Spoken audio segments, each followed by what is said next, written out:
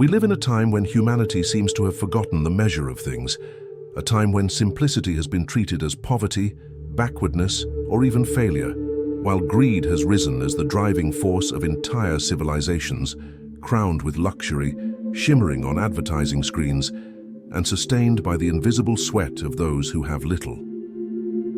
We are heirs to a world that transforms desires into debts, dreams into commodities, relationships into contracts, and time itself into currency.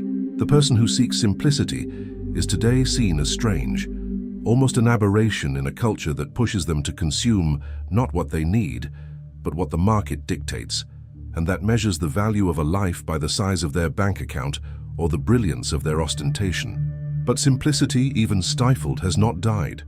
It resists like a fragile flame within every being who has realized that excess does not fulfill, that artificial abundance only creates deeper voids, that greed is a bottomless pit into which many fall, believing they will one day find peace.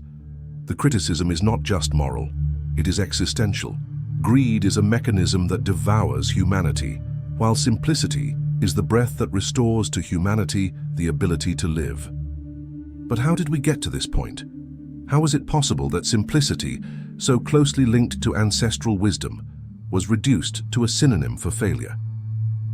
The answer lies in the way greed has learned to disguise itself as virtue. It dresses itself as progress, presents itself as legitimate ambition, sells itself as the fuel for innovation, and all the while, it corrodes everything essential. The culture of greed has convinced us that it is never enough, that something is always missing. More money, more power, more recognition, more objects, more speed. This constant more is not a call to evolution, but a slow poison that turns us into exhausted competitors, eternally dissatisfied, incapable of contemplating what we already have. Simplicity, on the contrary, invites us to find enough to balance to the recognition that the value of a life is not measured in numbers, but in experiences that touch the soul. This is why simplicity is frightening, because it exposes the absurdity of the race we are trapped in. It tells us that we don't need to work ourselves to exhaustion to buy objects that soon lose their charm, that we don't need to mortgage our freedom for appearances, that we don't need to destroy the planet for immediate profits. Simplicity is an act of rebellion against the gears of greed, and the system doesn't forgive those who dare to live outside its rhythm. Those who choose the simple path are labeled lazy, old-fashioned, or naive, when in truth they may simply be someone who realized before others that life is too short to be wasted chasing ghosts. Deep down, we all feel this truth. Even those who tirelessly pursue luxury realize in rare moments of silence that something is missing. The human heart does not feed on numbers, does not rest in palaces, does not find peace in accumulation. This is why simplicity endures, because it speaks the language of essence, because it returns to man what no display window can offer: time, presence, freedom, and meaning. Simplicity is not poverty, it is abundance of spirit. It is not the absence of wealth, but the presence of clarity. And as long as there are men and women willing to remember this truth, greed will never completely win, for the flame of simplicity is small but indestructible, and a spark is enough to ignite dormant consciences. It is no coincidence that modern cities seem like temples erected to greed, skyscrapers that rise as monuments to accumulation, avenues dominated by storefronts that scream offers, screens that project promises of purchasable happiness. At every corner, a new commodity presents itself as a solution to anguish, and with each purchase, a new emptiness sets in, immediately demanding another acquisition. Thus, man becomes a willing servant of an endless cycle, where he works until exhaustion to buy whatever distracts him from his own exhaustion, living to conquer what soon loses its luster, and dying without ever having savored the serenity of simply existing.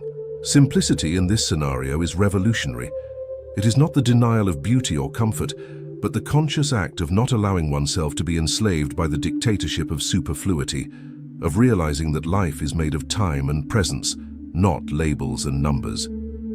The world fears simplicity because it dismantles the empire of greed.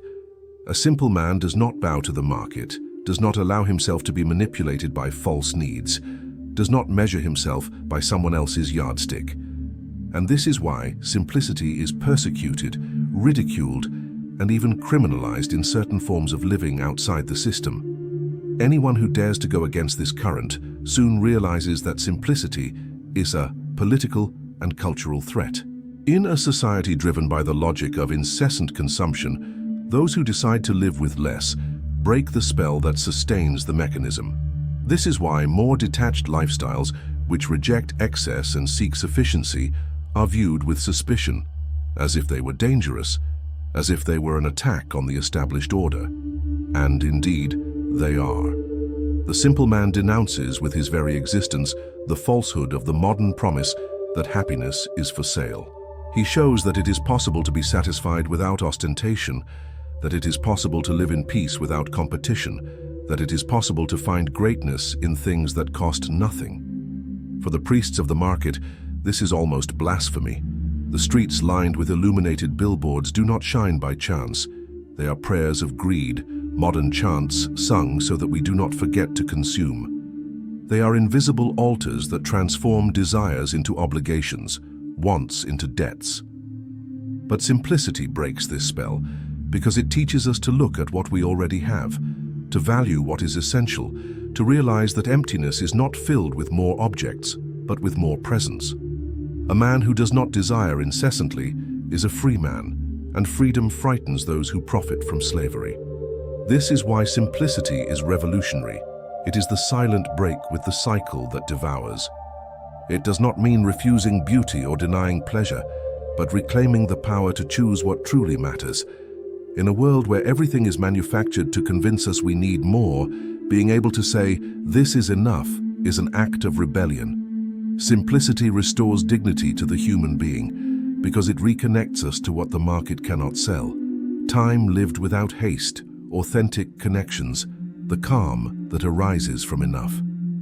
That is why, although muffled by the noise of shop windows, it continues to echo like a whisper that insists on reminding us life is not measured in numbers, but in moments that are truly worthwhile. But let's look around. What price have we already paid for greed? The planet groans under the weight of insatiable exploitation, rivers poisoned by immediate profit, forests devoured by numbers, air polluted by industrial haste. Entire peoples are reduced to misery so that a few can accumulate unimaginable riches. Wars are fought not for freedom, but for oil, minerals, and trade routes. Hunger exists not because of a lack of food, but because food is a controlled commodity, not a human right. Greed organizes the world like an uneven chessboard, where millions are disposable pieces so that invisible kings maintain their thrones. It takes courage to face this truth. Greed is not a deviation, it is the hidden engine of the global system. And it is precisely against this engine that simplicity rises as an act of resistance, as a philosophy that affirms, we don't need so much to live well, we don't need to destroy to prosper, we don't need to accumulate to be recognized. Simplicity is the reminder that we are passengers in this world, and that no one carries with them the weight of the gold they have accumulated. The curious thing is that simplicity has always been linked to wisdom. Ancient philosophers lived with little, not because they lacked ambition, but because they knew that the mind needs space and silence to flourish. Spiritual traditions, from east to west, have always warned against excessive attachment, always reminding us that wealth that is grasped in the hand eventually escapes the heart. And even modern science, in studying happiness, confirms what was already known. After basic needs are met, the accumulation of goods does not increase joy. It only feeds the illusion that something is missing.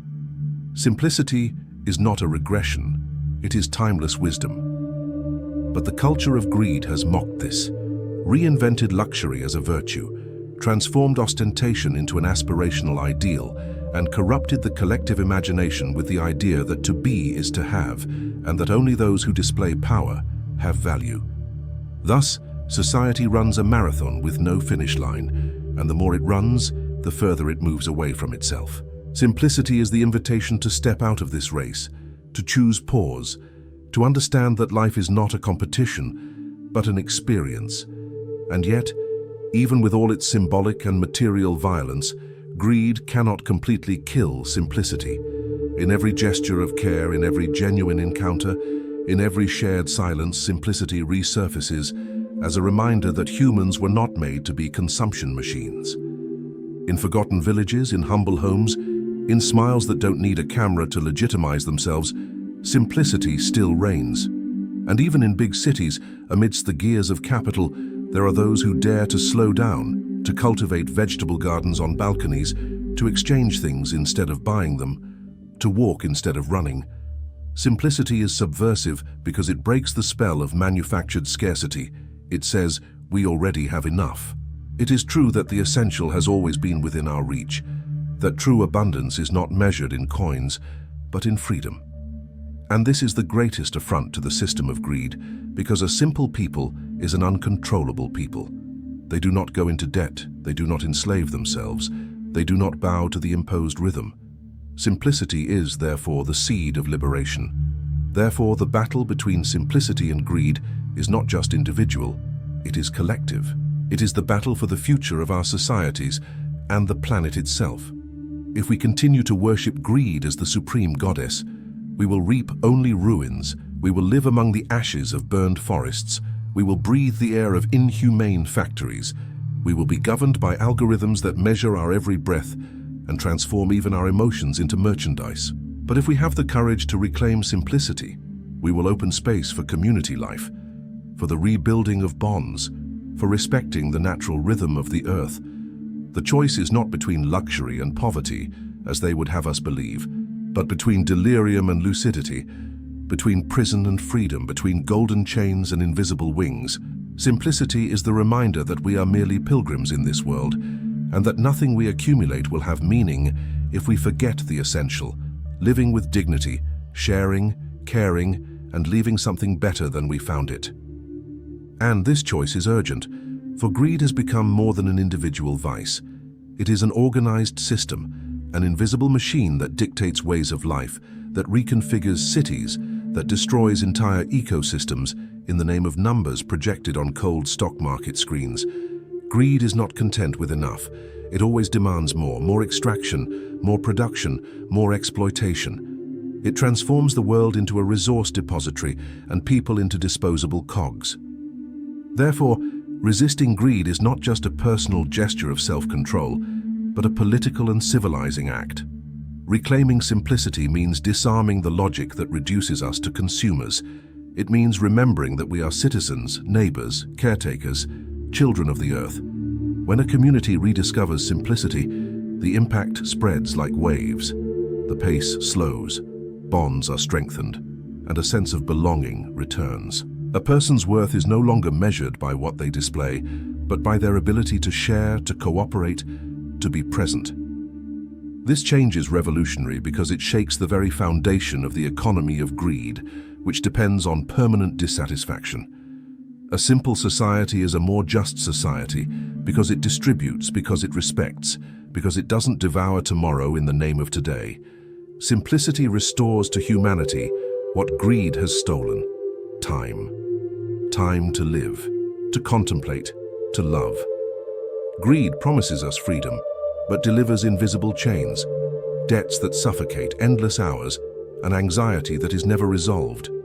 Simplicity, on the contrary, seems limiting to us, but it opens infinite horizons. In it, we discover that we need much less than we believe to live fully, and that this less is precisely what frees us. Its strength lies in this paradox. Being simple is not renouncing life. It is, in fact, embracing it more fully. The choice lies before us like a watershed. Continue to worship greed and head toward collapse, or reclaim simplicity and rebuild what can still be saved. What is at stake is not only each person's lifestyle, but the very survival of the species. History will judge our choices, and perhaps one day those who come after us will ask themselves, how could they exchange life for profit? How could they sell the planet in installments? How could they forget that they were merely pilgrims? It is up to us to decide whether this question will be asked with bitterness or gratitude.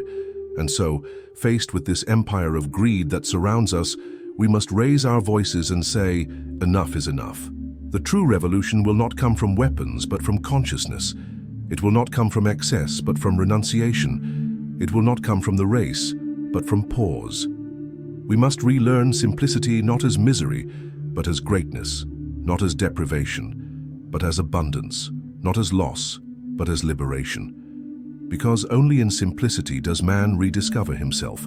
Only in it does he discover that the meaning of life lies not in what he possesses, but in what he is. And when this awareness spreads, greed will lose its throne, and the world will be able to breathe again. Until then, all we can do is resist, cultivate the flame of simplicity amidst the shadows of greed, and remember that, however loudly the temples of consumption scream, there is a deeper voice that whispers in every human heart, and this voice tells us that we already have enough, that we are enough, that the true luxury is to live simply. But resistance is not easy, for the culture of greed knows how to seduce. It doesn't just offer us objects, it offers us identities. Be someone through what you buy, prove and its value for what it displays. It colonizes the mind, even before colonizing the wallet, instilling deep within the idea that simplicity is lack, that renunciation is defeat, that stillness is failure. And that's why saying enough is so powerful, because in that simple gesture, the spell is broken. In that instant of refusal, of conscious renunciation, a space of freedom opens up that no propaganda can invade. Simplicity is resistance because it dismantles the trick of manufactured scarcity and affirms, we have enough. Every act of simplicity is a political act, no matter how small it seems. Choosing not to buy what is unnecessary, valuing time over haste, preferring encounter to spectacle, cultivating rather than hoarding, all this silently undermines the empire of greed. It's a revolution that happens first within, but that spreads like a contagion of lucidity. When more people understand that true abundance lies not in excess, but in balance, the structures of exploitation begin to tremble. The empire of greed is only powerful because many believe their lie. When the lie unravels, they crumble. And the beauty of simplicity is that it doesn't require grandiose heroism, just everyday courage. It's the gesture of tuning out the noise to hear the silence. It's the act of saying, I don't need this when faced with a promise of canned happiness. It's the choice to share instead of hoarding, to care instead of competing, to slow down when everything around us demands haste. Small gestures that, together, create a path back to who we truly are. Simplicity is the antidote to the emptiness that greed multiplies. It returns us to our point of origin, to what no crisis can destroy, the value of life itself. When we understand this collectively, the empire of greed will no longer have a foothold. Until then, may each of us keep this flame burning, however small, however fragile, for it is from it that the clarity capable of illuminating a new world will be born.